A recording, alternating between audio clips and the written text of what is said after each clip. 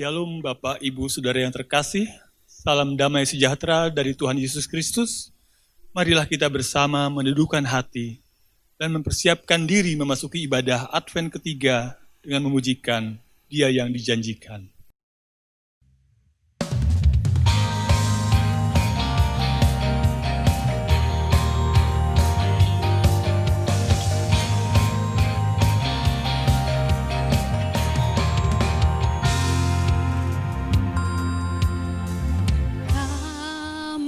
Lesu dan lelah, terpuruk dalam lembah kekelaman. Terima kabar bahagia, menantikan Dia yang telah dijanjikan. Ku jatuh dalam dosa, kesukaran masih menaungi kita. Kini tiba saatnya, hadirlah Sang Raja, berkuasa bertata. Yesus, Yesus, Yesus namanya. Mari sambut Dia, Sang Penyelamat bagi hidup kita. Yesus, Yesus, Yesus namanya, pembawa damai sejahtera. Terpujilah Dia selamanya.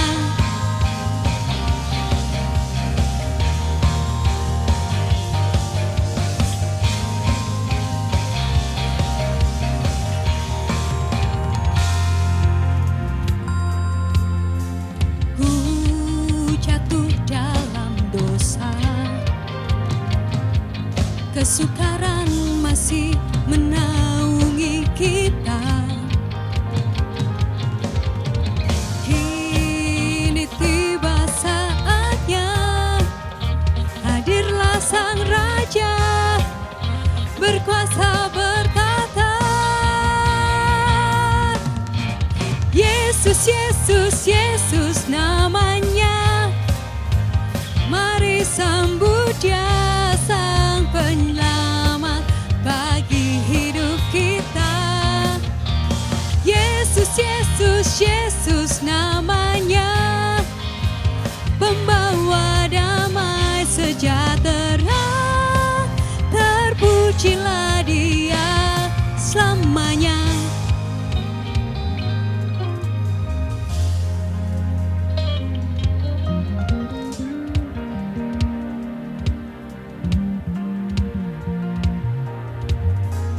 Yesus, Yesus, Yesus namanya.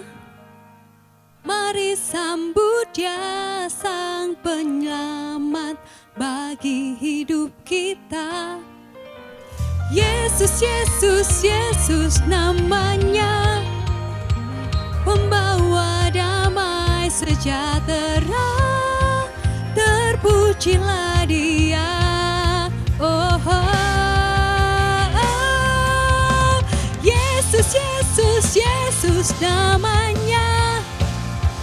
Mari sambut Dia, Sang Penyelamat bagi hidup kita.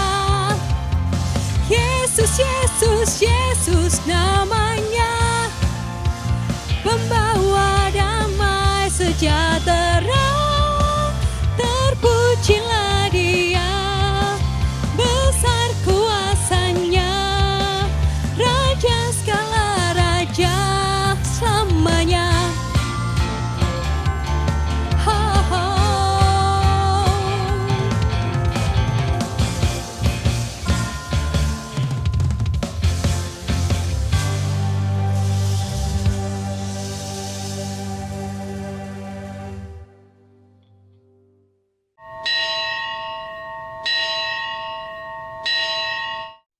Umat kekasih Tuhan, marilah kita beribadah kepada Tuhan dengan hati yang penuh syukur. Dengan berdiri kita sambut panggilan Tuhan dengan memuji KJ 76, bait yang pertama sampai yang kedua, Kau yang lama dinantikan.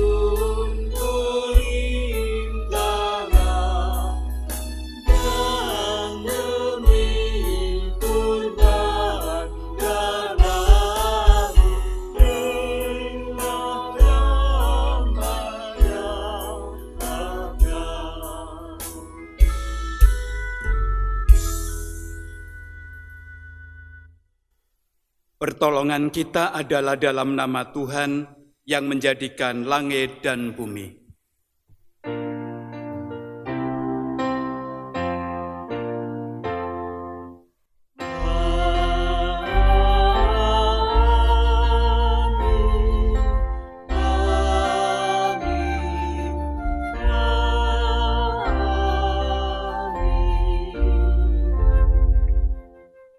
Kasih karunia dan damai sejahtera dari Allah Bapa kita dan dari Tuhan Yesus Kristus menyertai saudara. Dan menyertai saudara juga. Bapak Ibu Saudara yang terkasih dalam nama Kristus, dalam menjalani hidup ini, seringkali kita merasa bahwa kita menjalaninya seorang diri. Apalagi ketika kita sedang menghadapi masalah, tantangan, ataupun kesulitan.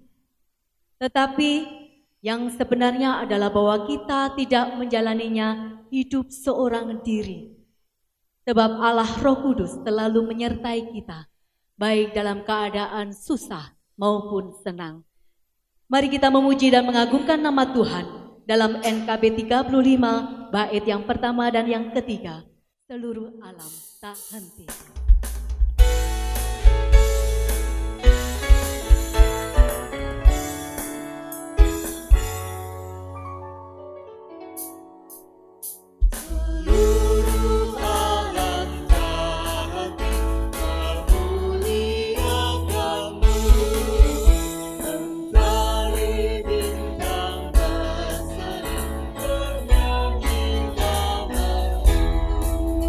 Samudra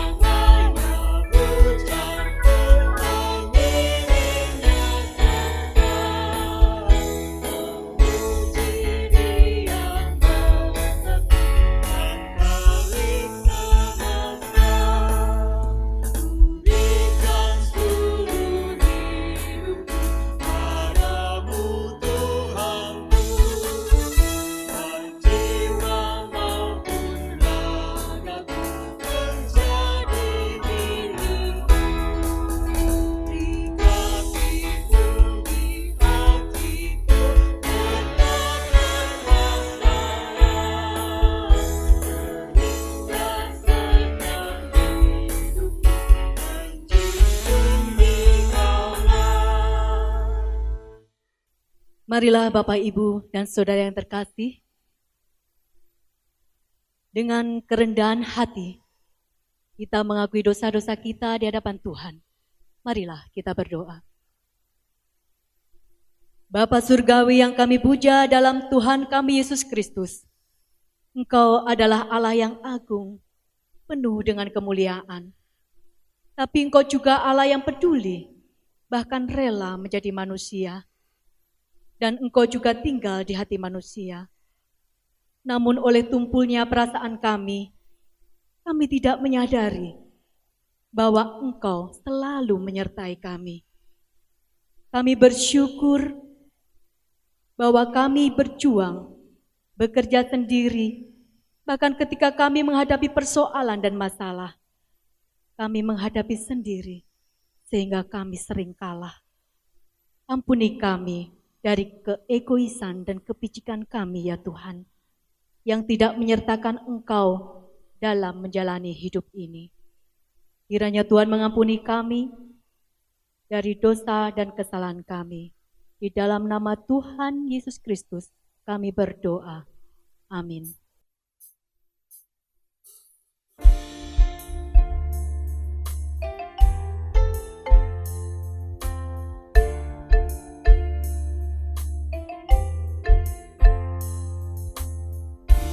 Hapuskan dosaku hanya oleh darah Yesus.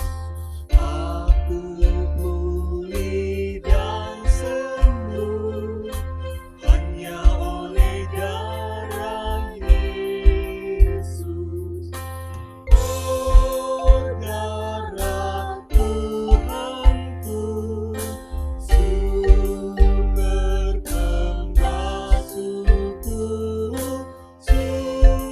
sucilah hidupku hanya oleh darah Yesus. Damai dan harapanku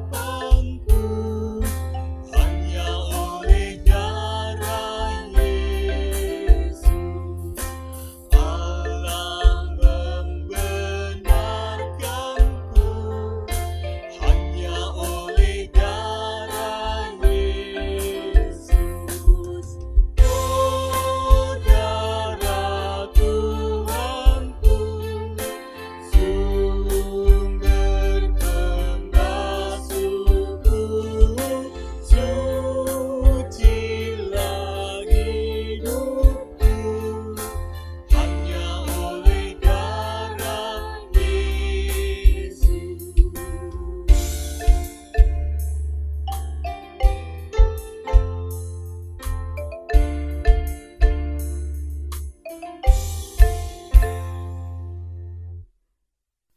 Marilah kita berdiri untuk menyambut berita anugerah yang diberikan Tuhan bagi kita semua yang telah mendapat anugerah pengampunan Tuhan seperti tertulis dalam Yesaya 12 ayat 1 sampai yang kedua.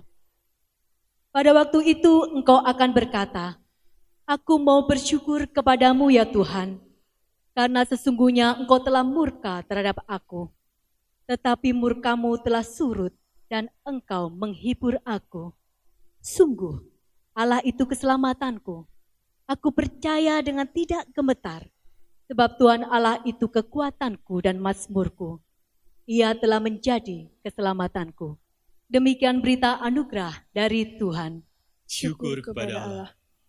Mari kita meresponi anugerah pengampunan Allah dengan hidup yang senantiasa memuliakan nama Tuhan. Mari kita pujikan PKJ 255, bait yang pertama. Firman-Mu ku pegang selalu.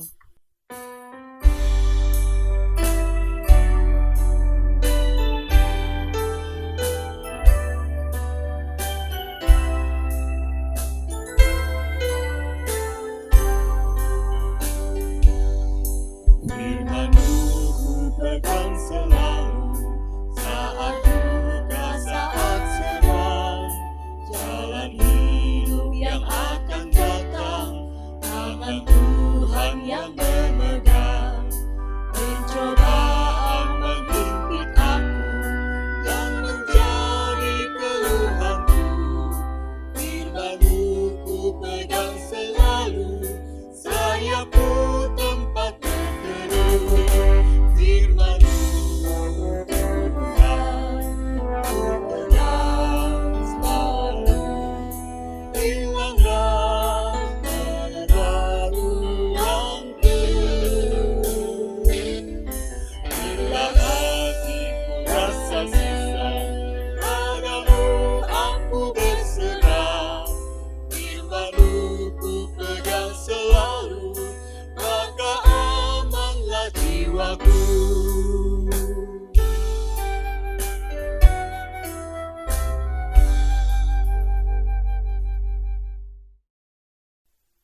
Mari kita berdoa, mempersiapkan hati dan pikiran kita untuk menerima firman Tuhan.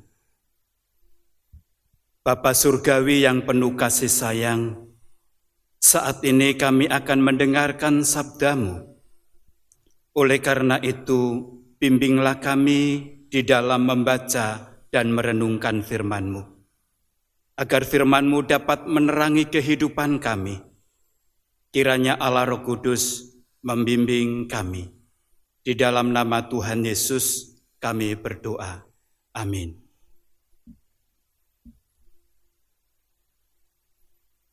Bacaan Alkitab kita terambil dari Injil Yesus Kristus menurut Yohanes pasal 1 ayat 6-8, disambung ayat 19-28. Datanglah seorang yang diutus Allah, namanya Yohanes. Ia datang sebagai saksi untuk memberi kesaksian tentang terang itu, supaya oleh dia semua orang menjadi percaya. Ia bukan terang itu, tetapi ia harus memberi kesaksian tentang terang itu. Ayat 19, dan inilah kesaksian Yohanes ketika orang Yahudi dari Yerusalem mengutus beberapa imam dan orang-orang Lewi kepadanya untuk menanyakan dia, "Siapakah engkau?" Ia mengaku dan tidak berdosa, katanya, "Aku bukan Mesias." Lalu mereka bertanya kepadanya, "Kalau begitu, siapakah engkau?" Elia? Dan ia menjawab, "Bukan." "Engkaukah nabi yang akan datang?" Dan ia menjawab, "Bukan." Maka kata mereka kepadanya, "Siapakah engkau? Sebab kami harus memberi jawab kepada mereka yang mengutus kami. Apakah katamu tentang dirimu sendiri?" Jawabnya, "Akulah suara yang berseru-seru di padang gurun, luruskanlah jalan Tuhan, seperti yang telah dikatakan Nabi Yesaya."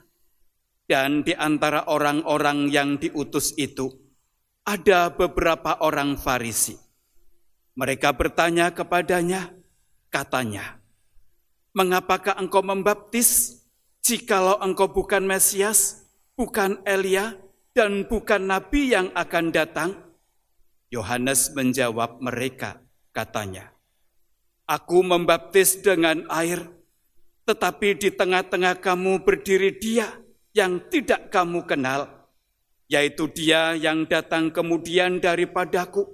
Membuka tali kasutnya pun aku tidak layak." Hal itu terjadi di Betania yang di seberang sungai Yordan, di mana Yohanes membaptis. Demikianlah Injil Tuhan Yesus Kristus. Berbahagialah mereka yang mendengar, merenungkan, dan melakukan firman Tuhan dalam kehidupan sehari-hari. Maranatha. Maranatha, Maranatha, Maranatha.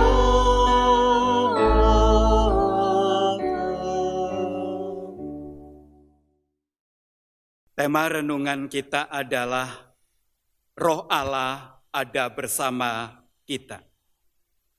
Bapak, Ibu, Saudara yang terkasih dalam Kristus, bagaimanakah kira-kira perasaan Bapak, Ibu, Saudara sekalian ketika Bapak, Ibu sedang menghadapi persoalan hidup atau pergumulan hidup yang sangat berat? Misalnya, Bapak, Ibu mengalami kegagalan dalam usaha atau mengalami persoalan dalam rumah tangga yang sangat berat, atau sedang menderita sakit yang begitu parah. Bapak Ibu sudah berdoa pagi, siang, dan malam, bahkan sampai berpuasa, tapi seolah-olah Tuhan tidak menjawab, dan hal itu membuat Bapak Ibu semakin sedih.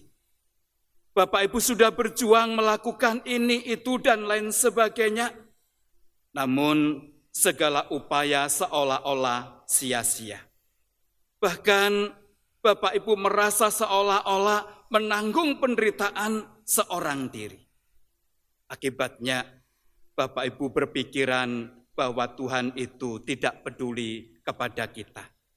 Dan Tuhan Allah membiarkan kita menderita seorang diri. Bapak Ibu Saudara yang saya kasihi, benarkah pemikiran seperti itu bahwa Tuhan tidak peduli kepada kita dan Tuhan membiarkan kita menderita seorang diri? Sudah jelas bahwa pemikiran seperti itu tidaklah benar. Ayat-ayat di bawah ini akan menegaskan bahwa Tuhan Allah dan Roh Allah selalu hadir di tengah-tengah kehidupan umat-Nya. Yohanes 14 ayat 16 mengatakan, Ia akan memberikan kepadamu seorang penolong yang lain, supaya ia menyertai kamu selama-lamanya. Perhatikan kalimat, supaya ia menyertai kamu selama-lamanya. Apakah kalimat ini berarti bahwa Tuhan atau Roh Kudus yang diberikan kepada kita untuk menyertai kita itu hanya berlaku 1 hari, 1 minggu, 1 bulan, atau 1 tahun? Tidak.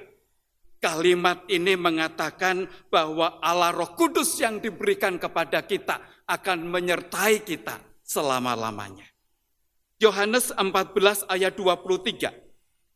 Jika seorang mengasihi aku, ia akan menuruti firman-Ku, dan Bapa-Ku akan mengasihi dia, dan kami akan datang kepadanya, dan diam bersama-sama dengan dia. Perhatikan kalimat, kami akan datang kepadanya, dan diam bersama-sama dengan dia. Kata kami, ini adalah Allah Tritunggal. Akan diam di tengah-tengah kehidupan umat yang mengasihi Tuhan. Itu berarti begitu peduli dan perhatiannya Allah Tritunggal kepada umat percaya yang mengasihi Tuhan. Yesaya 57 ayat 15a. Sebab beginilah firman yang maha tinggi dan yang maha mulia, yang bersemayam untuk selamanya, dan yang maha kudus namanya.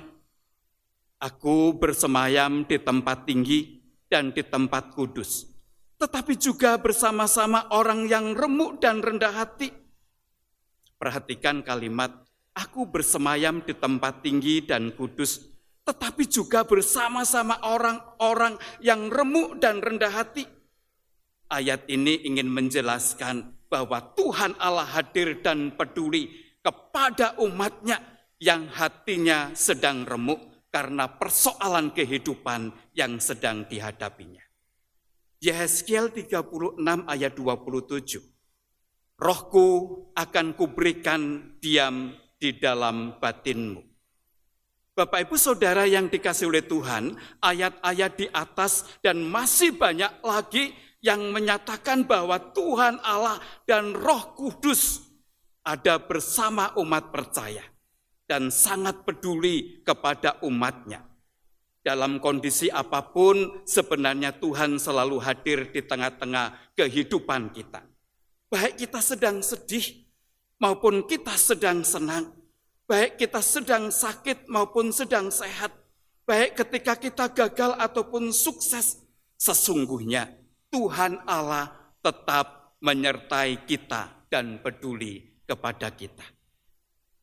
Kita juga percaya bahwa Roh Allah dan Tuhan Allah, Sang Immanuel yang berarti Allah beserta kita, atau Allah berdiam di tengah-tengah kita, yang akan memampukan kita menjalani kehidupan di tengah-tengah kesulitan dan persoalan yang kita hadapi. Pada masa Yohanes Pembaptis tampil melayani sebagai saksi tentang terang atau bersaksi tentang Yesus Kristus, bangsa Israel atau umat Tuhan juga mengalami masa-masa yang sangat sulit. Selama kurang lebih 400 tahun umat Tuhan mengalami masa kegelapan. Firman Tuhan tidak terdengar lagi di masa tersebut. Nabi Tuhan tidak ada lagi. Hidup umat Tuhan semakin jauh dari Tuhan. Mereka mengalami krisis identitas nasional, di mana mereka sebagai bangsa atau umat pilihan Allah semakin jauh dari Tuhan. Dan tidak ada upaya yang kuat untuk membawa kembali kepada kepercayaan mereka kepada Tuhan Allah yang hidup. Suara kenabian semakin tidak terdengar. Bahkan mereka merasa dimangsa oleh kekuatan-kekuatan yang menghimpit dan menekan mereka sebagai umat Tuhan. Akibatnya, banyak orang yang menjadi kecewa, putus asa, dan apatis. Salah satu fenomena sosial yang ditemukan pada saat situasi sulit yang berkepanjangan adalah orang menjadi apatis, yaitu situasi kondisi di mana seseorang kehilangan motivasi dan tidak lagi peduli dengan aspek-aspek penting dalam kehidupan, termasuk pengharapan dan iman kepada Tuhan. Namun, pengharapan satu-satunya yang masih memberi sisa-sisa semangat yang dimiliki oleh umat Israel saat itu adalah Sang Mesias yang akan segera datang. Mereka percaya bahwa kedatangan Sang Mesias ini akan mengakhiri masa-masa sulit atau penindasan yang mereka alami pada saat itu. Dan mengawali zaman baru di mana umat pilihan Allah akan dipimpin oleh Sang Mesias secara langsung. Dalam tradisi perjanjian lama, ada kepercayaan bahwa Nabi Elia yang dikisahkan telah naik ke surga dalam 2 raja-raja akan datang kembali. Dan ada pula anggapan bahwa kedatangan Nabi Elia kembali akan menandai akhir zaman dan yang akan dilanjutkan dengan kedatangan Sang Mesias. Matius 4 ayat 5. Bahkan di dalam Injil Markus 1 ayat 6, Yohanes Pembaptis digambarkan berpakaian jubah bulu unta dan ikat pinggang kulit, makan belalang dan madu hutan. Dan itu mirip dengan cara berpakaiannya Nabi Elia yang disebutkan dalam 2 Raja-Raja 1 ayat 8.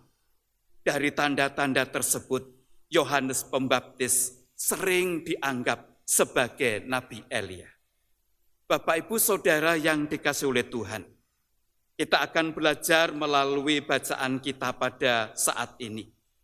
Melalui bacaan kita akan melihat peran Roh Kudus atau peran Roh Allah dalam pelayanan Yohanes Pembaptis. Yang pertama, Roh Allah memberi keberanian kepada Yohanes Pembaptis untuk bersaksi tentang Sang Terang yang hadir di tengah-tengah kegelapan. Ayat 6-8. Bacaan hari ini dimulai dengan pernyataan bahwa Yohanes diutus untuk menjadi saksi tentang terang itu. Supaya dengan demikian semua orang menjadi percaya kepada terang itu, yaitu kepada Yesus Kristus. Mengapa ini penting? Kondisi umat Allah pada saat itu berada dalam kegelapan dosa. Dan mereka sedang mengalami krisis identitas nasional. Sehingga mereka mengharapkan hadirnya Sang Mesias yang sanggup menolong mereka. Bukan saja umat Tuhan yang berada dalam kegelapan dosa, tetapi juga bangsa-bangsa dan seluruh umat manusia di seluruh dunia. Dalam kondisi seperti itu, umat Tuhan dan dunia membutuhkan kehadiran Sang Terang atau Sang Mesias yang mampu menerangi dan menolong mereka. Di ayat 7 mengatakan, Ia datang sebagai saksi untuk memberi kesaksian tentang terang itu, supaya oleh Dia semua orang menjadi percaya. Perhatikan kalimat, supaya semua orang menjadi percaya. Yang dimaksud menjadi percaya di sini adalah percaya kepada Sang Terang atau percaya kepada Sang Mesias. Karena dengan percaya kepada Sang Terang itu, mereka akan beroleh keselamatan. Di ayat 8 dikatakan, ia bukan terang itu, tetapi ia harus memberi kesaksian tentang terang itu. Bahkan kalau saya melanjutkan sampai ayat yang ke-9, terang yang sesungguhnya yang menerangi setiap orang sedang datang ke dalam dunia. Apa yang disaksikan oleh Yohanes Pembaptis ini tepat sekali. Dengan penyertaan Tuhan Yesus sebagai terang dunia, ia mengatakan, Tuhan Yesus sendiri mengatakan, akulah terang dunia. Yohanes 8 ayat 12. Jika kita memahami bahwa terang melambangkan bimbingan, arahan, harapan, keselamatan, maka kehadiran Yesus di tengah-tengah dunia yang gelap juga memberikan bimbingan, harapan, dan keselamatan bagi dunia yang berada dalam kegelapan dosa. Jadi, Yohanes Pembaptis melakukan tugasnya dengan lantang dan berani bersaksi tentang Yesus Kristus, Sang Mesias yang kedatangannya dinanti-nantikan oleh seluruh umat manusia. Bahkan Injil Matius 3 ayat 2, Yohanes Pembaptis menyerukan seruan pertobatan. Bertobatlah sebab kerajaan surga sudah dekat. Yohanes Pembaptis menyaksikan tentang Sang Terang itu dengan sangat luar biasa. Bahkan Yohanes Pembaptis bersaksi bukan saja melalui apa yang ia katakan, tetapi juga melalui hidupnya dan melalui apa yang ia lakukan. Tuhan Yesus pernah berkata tentang Yohanes Pembaptis bahwa ia adalah pelita yang menyala dan bercahaya di tengah-tengah dunia ini. Yohanes 5 ayat 35. Menyala berarti ada panas, ada kehangatan yang dirasakan orang-orang yang ada di sekitarnya. Sedangkan bercahaya berarti menghidupi apa yang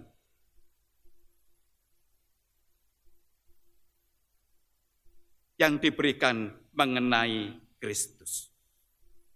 Artinya, bahwa melalui hidupnya yang sederhana dengan memakai baju bulu unta di padang belantara, makan belalang dan madu hutan, ini menjadi teladan bagi kita, agar kita tidak melekatkan diri dan hati kita kepada gemerlapnya dan kemewahan dunia, tetapi melekatkan diri dan hati kepada Tuhan Allah. Dari tindakan Yohanes Pembaptis ini mengingatkan kita pada apa yang paling penting dalam hidup kita, yaitu kerendahan hati. Kita diajak memiliki kerendahan hati dengan mengenali kehadiran Tuhan dalam kehidupan kita. Bahwa sesungguhnya Tuhan Allah selalu hadir dalam kehidupan kita. Baik ketika dalam keadaan senang ataupun susah. Kristus yang hadir dan menerangi kehidupan kita itulah yang harus kita hadirkan di tengah-tengah kehidupan ini atau di tengah-tengah masyarakat sehingga kehadiran kita menjadi berkat. Juga Kristus yang hadir dalam kehidupan kita yang penuh dengan kasih dan penuh dengan kebenaran perlu kita hadirkan dalam kehidupan nyata sehingga kehadiran Kristus dalam hidup kita juga dirasakan oleh orang lain. Yang kedua, Roh Allah memberi hikmat dan kemampuan yang luar biasa kepada Yohanes untuk menjawab setiap pertanyaan dan persoalan kehidupan. Ayat 19 sampai 28. Dalam bagian yang kedua ini dijelaskan tentang kesaksian Yohanes Pembaptis ketika orang-orang Yahudi di Yerusalem mengutus beberapa imam dan orang Lewi kepada Yohanes Pembaptis. Para utusan tersebut bertanya kepada Yohanes, "Siapakah engkau?" Orang-orang Yahudi menduga bahwa Yohanes Pembaptis adalah Mesias atau Elia atau nabi yang akan datang. Sehingga mereka mempertanyakan hal itu. Ayat 19 sampai 21. Dan untuk menjawab pertanyaan-pertanyaan tersebut, Yohanes Pembaptis menyatakan dengan jujur dan tegas bahwa dirinya bukan Mesias atau bukan Elia, bukan nabi yang akan datang. Ayat 20 dan 21. Dari jawaban Yohanes Pembaptis ini dapat kita tarik kesimpulan bahwa Yohanes Pembaptis adalah pribadi yang jujur dan konsisten. Seandainya Yohanes ingin meraih popularitas, mungkin dengan cepat ia dapatkan karena banyak orang yang datang kepadanya dan menjadi pengikutnya. Apalagi kalau Yohanes Pembaptis menjawab, "Ya, aku adalah Mesias. Ya, aku adalah Elia. Ya, aku adalah nabi yang akan datang." Pasti ia akan sangat populer. Tetapi bukan itu tujuan Yohanes Pembaptis diutus oleh Tuhan. Sebab ia diutus untuk menjadi saksi tentang sang terang itu, yaitu Yesus Kristus. Lalu siapakah Yohanes Pembaptis? Mari kita memperhatikan jawaban Yohanes Pembaptis. Yang pertama, Yohanes Pembaptis memperkenalkan dirinya sebagai suara yang berseru-seru di padang gurun. Ayat 23. Padang gurun adalah gambaran tempat di mana umat Tuhan dahulu hidup dalam bimbingan Tuhan sendiri. Namun kini hal itu seolah-olah sudah tidak ada artinya lagi. Umat Allah dalam kondisi yang apatis, cuek, tidak membutuhkan Tuhan. Mereka menjadi apatis karena tekanan hidup dan penderitaan, karena penindasan penjajahan. Dalam kondisi seperti itulah Yohanes Pembaptis berseru-seru di padang gurun. Luruskanlah jalan Tuhan. Ayat yang ke-23. Apa maknanya luruskanlah jalan Tuhan? Mungkin kita tahu yang namanya orang yang hatinya bengkok. Orang yang berbelat-belit, orang yang licik, orang yang manipulatif, orang yang tidak jujur dan lain sebagainya. Jadi untuk mempersiapkan kedatangan sang terang atau sang Mesias, Yohanes Pembaptis berseru atau menyerukan kebenaran firman Allah agar hati mereka menjadi lurus. Dalam artian mereka harus bertobat dan berubah menjadi jujur, tulus, ikhlas, dan membutuhkan Tuhan. Sehingga umat Tuhan kembali menjalani hidup yang lurus atau kembali kepada jalan Tuhan atau hidup berjalan dalam kebenaran firman Tuhan. Kebenaran firman Tuhan itulah yang seharusnya dilakukan oleh anak-anak Tuhan yang telah mendapatkan kasih karunia Allah. Yang kedua, Yohanes Pembaptis mempersaksikan bahwa Kristus harus semakin ditinggikan dan semakin besar. Ayat 26 dan 27. Ketika para utusan itu bertanya tentang alasan mengapa Yohanes membaptis, Yohanes hanya menjawab, "Aku membaptis dengan air, tetapi di tengah-tengah kamu berdiri Dia yang tidak kamu kenal." Jadi jawaban Yohanes di sini justru menunjuk kepada Yesus sang terang yang sudah bersinar, yaitu kehadiran Yesus Kristus di tengah-tengah mereka, atau bahwa sang Mesias itu sudah datang berada di tengah-tengah mereka. Namun mereka tidak mengenalnya. Untuk itulah mereka perlu mengenali sang terang itu atau sang Mesias itu. Ia begitu agung dan mulia sehingga Yohanes berkata, "Membuka tali kasutnya pun aku tidak layak." Apa artinya ini bagi kita? Membuka tali kasut adalah pekerjaan seorang hamba. Tapi Yohanes mengatakan bahwa ia tidak layak melakukan hal itu untuk Kristus. Di sini ia mengatakan bahwa dalam hubungan dengan Kristus, ia lebih rendah dari seorang hamba. Ini menunjukkan betapa tinggi, betapa agung, betapa mulianya Tuhan Yesus itu, atau Sang Mesias itu. Untuk itulah Yohanes mengajak setiap orang agar mereka membuka dirinya untuk dibimbing Allah Roh Kudus, supaya mengenali Sang Mesias yang sudah ada di tengah-tengah mereka dengan hati yang peka dan terbuka. Begitu juga dengan kita, agar kita dapat mengenali kehadiran Tuhan Allah, Sang Mesias di tengah-tengah kehidupan kita.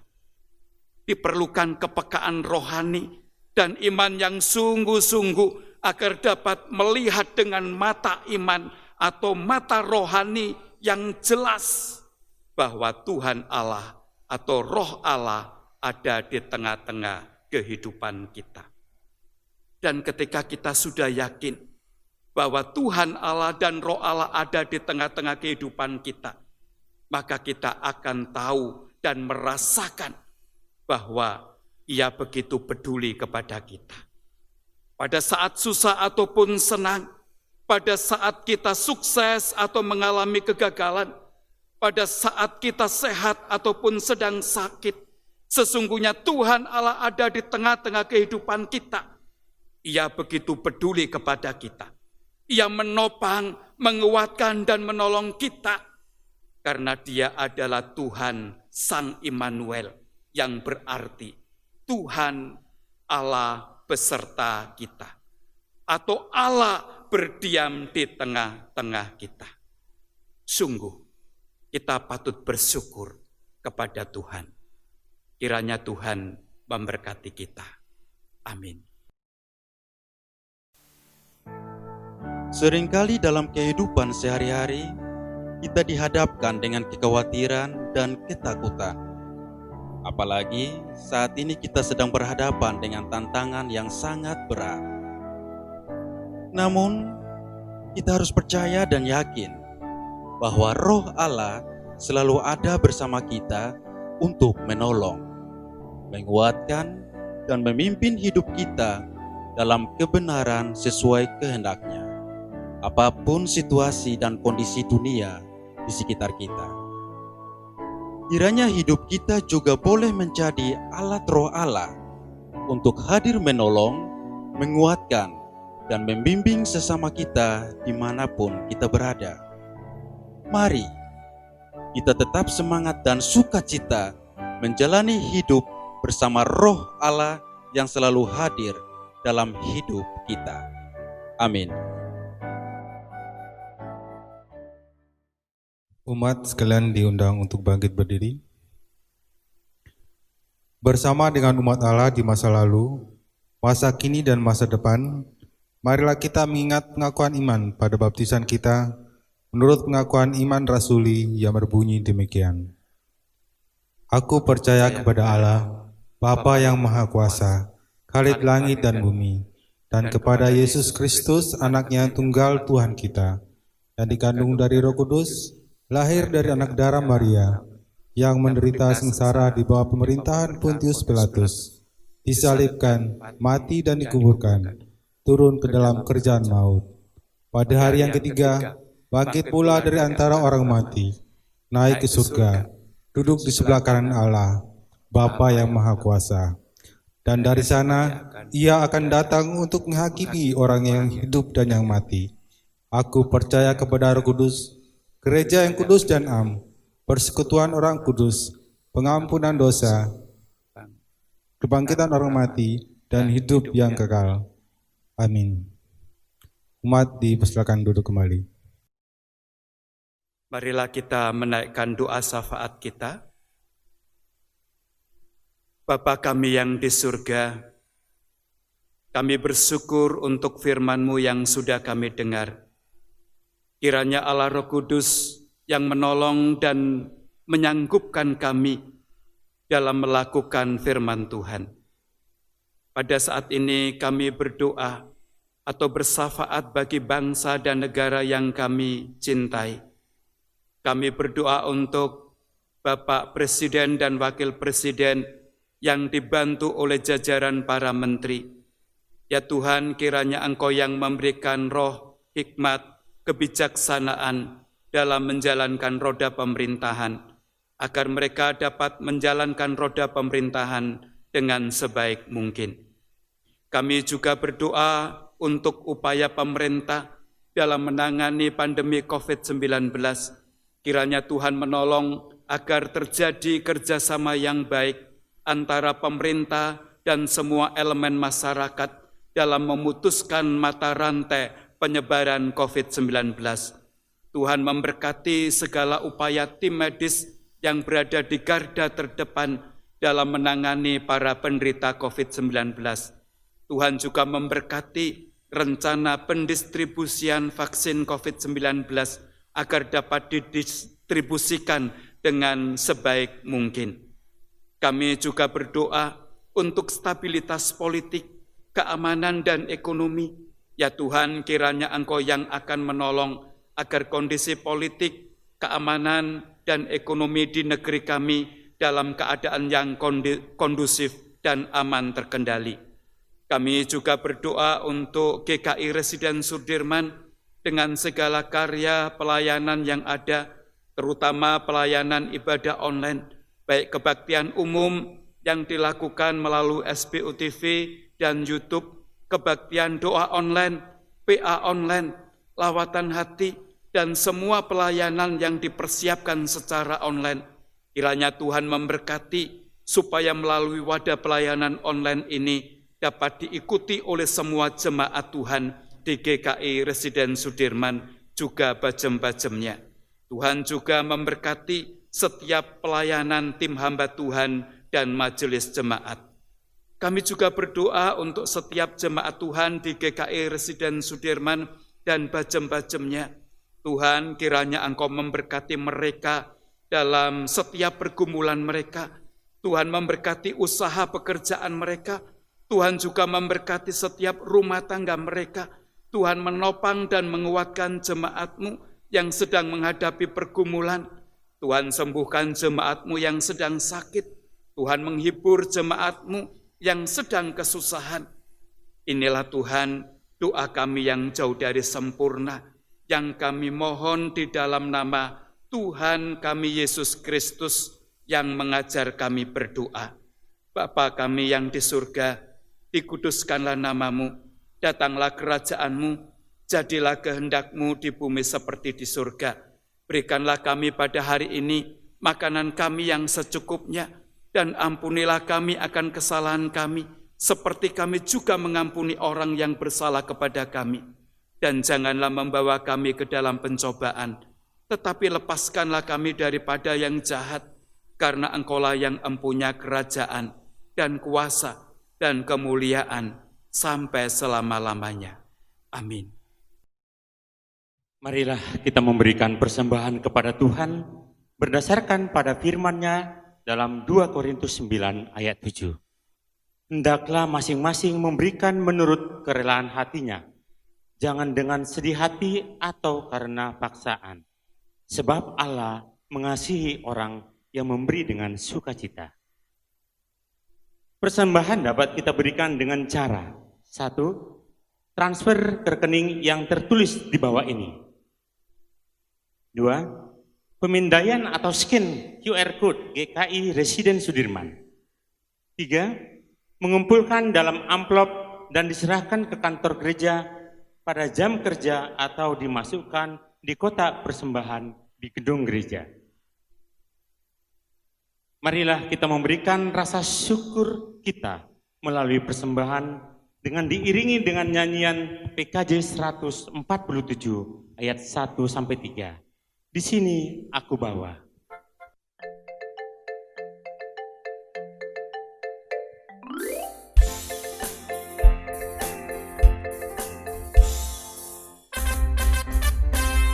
Di sini aku bawa Tuhan, persembahan hidupku semoga berkenan.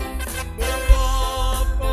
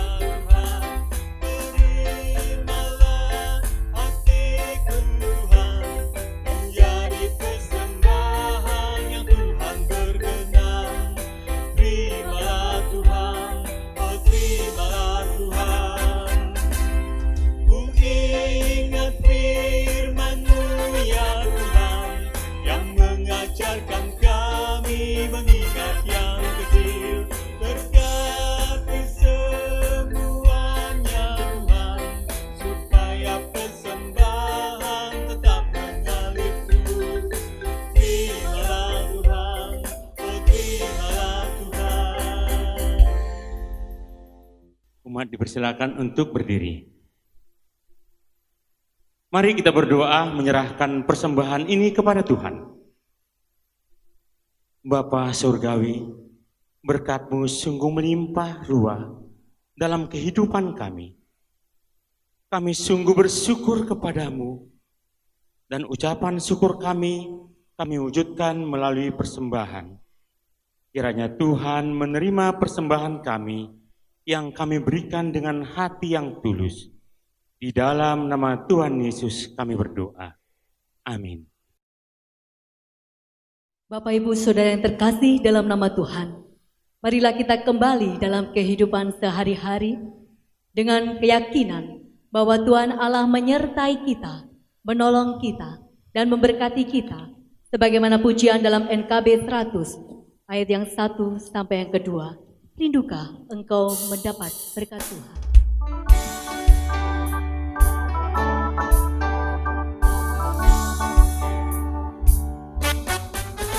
Rindukah engkau mendapat berkat Tuhan yang penuh di seluruh hidupku?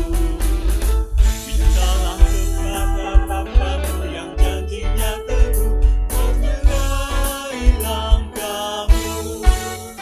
Roh Kudus terus meluapi hatimu, karena Tuhan berkesan, bawalah percaya. Roh Kudus terus meluapi hatimu, dengan kuasanya.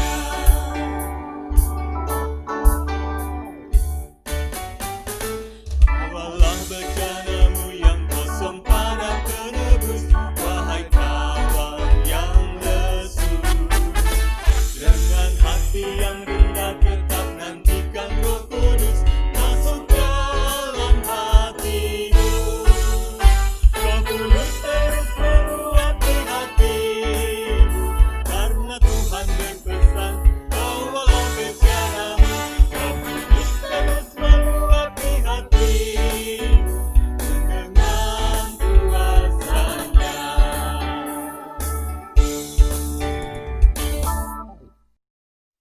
Arahkanlah hatimu kepada Tuhan, Kami mengarahkan hati kami kepada Tuhan, jadilah saksi Kristus, syukur kepada Allah, terpujilah Tuhan. kini dan selamanya. Kini terimalah berkat Tuhan.